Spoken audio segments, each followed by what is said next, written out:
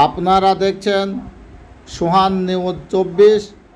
গত 16ই আগস্ট আর.জি. কর কাণ্ডের জেরে মৌন মিছিল করল দার্জিলিংয়ে। আপনারা দেখছেন সেই ছবি। দার্জিলিং হতে বরকুত শেখ, সোহান নিউজ 24।